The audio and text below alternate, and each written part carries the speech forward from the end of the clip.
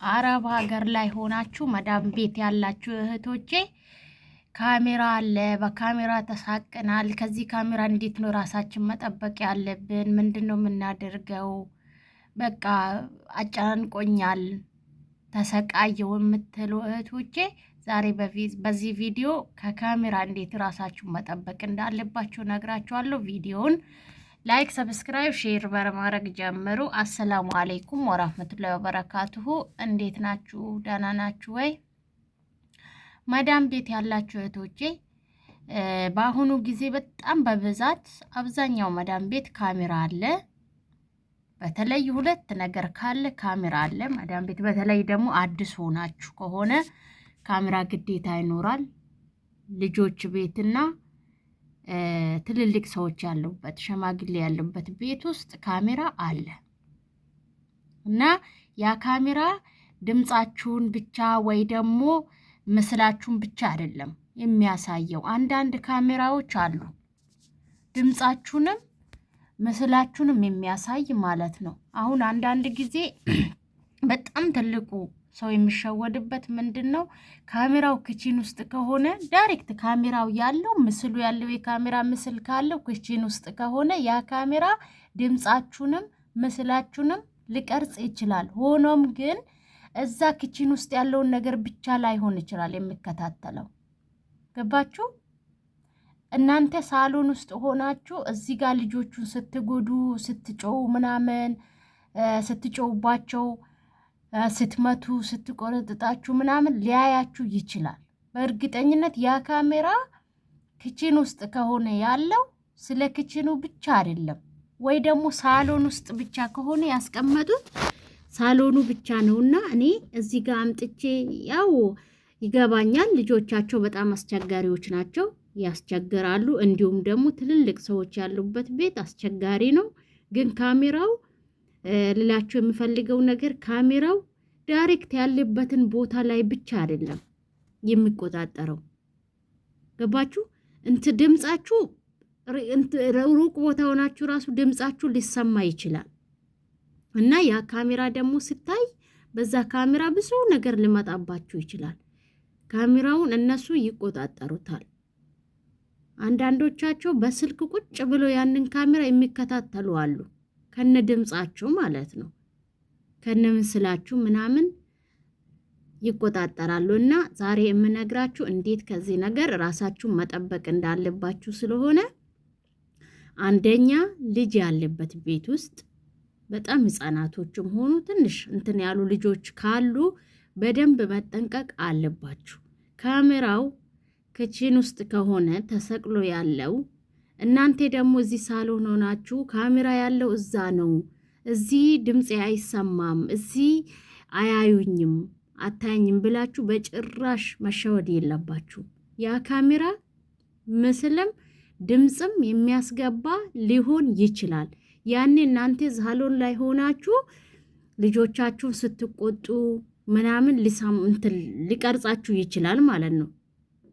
ስለዚህ እኔ የምነግራችሁ ልጆቻቸውን ከማምታት፣ ከመቆንጠጥ፣ ከመሳደብ፣ ከመመናጨቅ ገፍትራችሁ ከመሄድ እባካችሁ ተጠንቀቁ። አንደኛ ትልቁ ነገር አላማቸው በዛ ካሜራ እናንተን ተከታትሎ ስራችሁ ምናችሁን ለማየት ነው፣ ሌላ ነገር አይደለም። እነሱ በእንደዚህ አይነት ነገር ልጆቻቸውን መጠበቅ ስለሚፈልጉ ነው።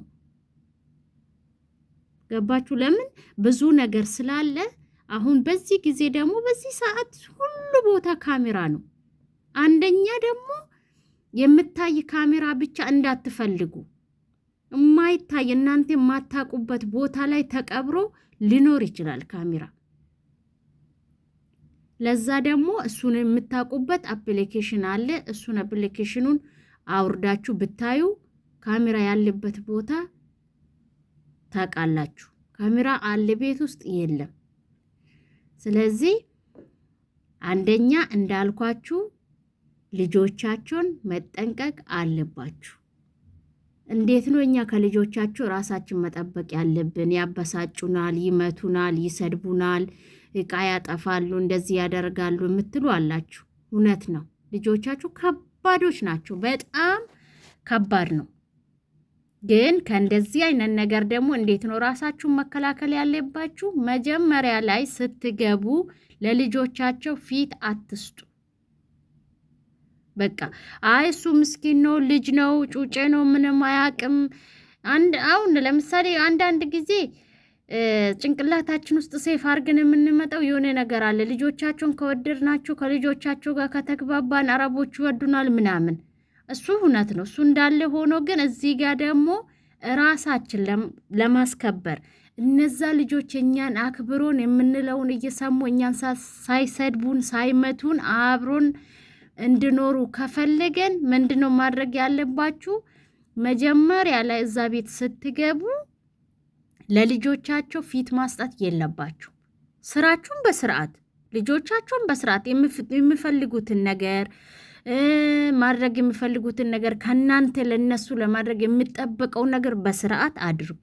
ግን ከመጀመሪያውም ጀምሮ ከልጆቻቸው ጋር መላፋት፣ ልጅ ነው እንደዚህ ነው ብላችሁ መላፋት፣ መሳደብ፣ መመታታት፣ እቃ ምናምን መወርወር፣ እንደዛ ሲያደርጉ ደግሞ እናንተ መሳቅ፣ ከእንደዚህ አይነት ነገር መጀመሪያው ላይ መጠንቀቅ አለባችሁ። ልጆች ልጆች ናቸው። ልጆች የትም አገር ሆኖ ልጆች ናቸው እና ልጆች ደግሞ ልጆች ስለሆኑ ጭንቅላታቸው መጀመሪያ ያዩት ሰው ላይ ያዩትን ነገር ነው ጭንቅላታቸው ቶሎ ሴፍ የሚያደርገው። ያኔ ግን እናንተ ፊት ስትሰጫቸው ከዛ በኋላ ስትጫወቱ አብራችሁ ስትጫወቱ ምን ስትሉ ከዛ እየተላመዳችሁ ስትሄዱ እነዛ ልጆች ደግሞ ወደ ሌላ ነገር ነው የሚሄዱት። ወዴት? እቃ ወደ መወርወር፣ እናንተን አለማክበር፣ እናንተን መበሳጨት፣ ብዙ ጥፋትን ያጠፋሉ። እና እዚህ ጋር እናንተ መጀመሪያ ላይ ስትገቡ ለልጆቻቸው እንደዚህ አይነት ፊት እንደዚህ አይነት ሳፈጣ ማቆም አለባችሁ። ይህ ነገር ካልቆመ በጣም አስቸጋሪ ነው የሚሆኑባችሁ። በጣም ነው የምትሰቃዩት። ስትተኙ አይፈልጉም። መጀመሪያ ላይ ከለመዱ እናንተ ስትተኙ በኋላ ላይ እንድትተኙ አይፈልጉም፣ እረፍት አይፈልጉም። ግን ስራችሁን በስርዓት እረፍታችሁን በስርዓት ስታደርጉ ደግሞ ያንን እየለመዱ ነው የሚሄዱት እና ይህንን ነገር ማድረግ አለባችሁ። ሁለተኛ ደግሞ ትልልቅ ሸማግሌዎች ያሉበት ቤት ውስጥ ደግሞ ካሜራ ይኖራል። እነዛ ደግሞ ታውቃላችሁ፣ ትልልቅ ሰዎች በጣም ከልጆች በላይ ሊያሰቃዩችሁ ይችላሉ፣ ሊያበሳጫችሁ። ለምን? ምግባቸውን ሊደፉ ይችላሉ። አውቀው ደግሞ ምግብ ላይ ሊተፉ ይችላሉ። አውቀው እናንተን ለመናደድ ለመበሳጨት። ለምን? እነሱ በህይወታቸው ሲጀመርም ደስተኛ አይደሉም። ምንም ነገር ብታደርጉ አይደሰቱም። ያው የትልቅ ሰው ጭንቅላት አልነግራችሁም፣ ታውቃላችሁ። በብዛት ደግሞ አረብ ቤት እንደዚህ አይነት ነገር አለ። እነዚህን ሰዎች እንዲሁ በትዕግስት ካላላችሁ በስተቀር በካሜራ ልትታዩ በእርግጠኝነት ትችላላችሁ። ለምን? ሰው ሲበሳጭ ብዙ ነገር ሊያደርግ ይችላል። የምናደርገውን ነገር አናውቅም። በእርግጥ ግን እነዚህ ደግሞ ከልጆች በላይ በጣም ስለሚያሰቃዩ ጥንቃቄ ማድረግ አለባችሁ።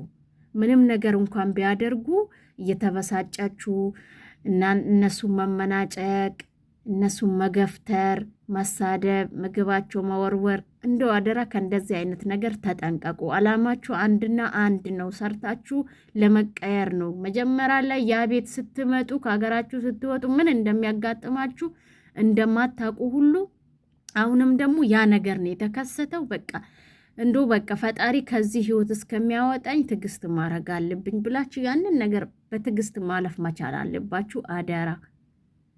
ሶስተኛ ደግሞ ምግብ ስትበሉ ካሜራ ያያኛል፣ እንዴት ነው ምግብ ምበላው፣ ምንድን ነው ማደርገው ብላችሁ አትሳቀቁ። በምግብ መሳቀቅ የለባችሁም። ሁሌ እንደምላችሁ ምግባችሁ ማብላት አለባችሁ። ግን ደግሞ እሱ መሆን ያለበት በስርዓቱ። አሁን ለምሳሌ ምግባችሁን ጠዋት ላይ ቁርስ በደንብ ባልታችሁ፣ ወተትም ከሆነ ሻይም ከሆነ የምትጠጡትን ጠጥታችሁ ወደ ስራችሁ፣ ከዛ እንደዚህ 10 ሰዓት ላይ ምናምን ወደ 4 ሰዓት ማለት ነው በእኛ ልርባችሁ ይችላል። ከዛ በዛ ሰዓት የሆነ መክሰስ ደግሞ ይዛችሁ ብርቱካንም ሆነ ሙዝም ሆነ ቤት ውስጥ ያለውን ነገር ወደ ክፍላችሁ ደግሞ ሄዳችሁ ያንን ተመገቡ። የምትጠጡ መጠጣት የምትፈልጉም ነገር ካለ ለምን መሰላችሁ እናንተ ጠዋት እኔ ቾክላለሁ ብላችሁ ቁርሱን ነካ አርጋችሁ ስትሄዱ ደግሞ 10 ወደ ክችን እየገባችሁ ይሄንንም ስትነካኩ በጣም አስቸጋሪ ነው። ለነሱ የሚመስላችሁ ቀኑ ሙሉ ስትበሉ የምትሉ ነው የሚመስላቸው። እና ቢሆንም ግን እዚህ ጋር እናንተን የመመገብ እዚህ ጋር እናንተን ለሆዳችሁ ሁሉ ነገር የማድረግ ግዴታ ስላለባቸው እነሱ ያዩኛል እራባለሁ አትበሉ። ቁርስ ስደርስ ቁርሳችሁን በስርዓት መክሰስ እንደዚህ 10 ሰዓት ላይ ምናምን ስደርስ እሱን በስርዓት ማብላት። ከዛ ደግሞ ምሳ ሰዓት ላይ መሳችሁን ግጥም አድርጋችሁ ማብላት። አንዳንድ ደግሞ መክሰስ ያስፈልጋችሁ የምትፈልጉትን ነገር ይዛችሁ ወደ ክፍላችሁ ማብላት። እንደዚህ ነው ማድረግ ያለባችሁ። ለምን ካሜራ አንድን ነገር ከያዘ ያው እንደማይለቅ ታውቃላችሁ። ስለዚህ በዚህ አጋጣሚ ልትከሰሱ ትችላላችሁ። በምግብ ሳይሆን በምግብ ብትከሳችሁ ምንም ማምጣት አትችልም። ይሄ ግዴታዋ ነው።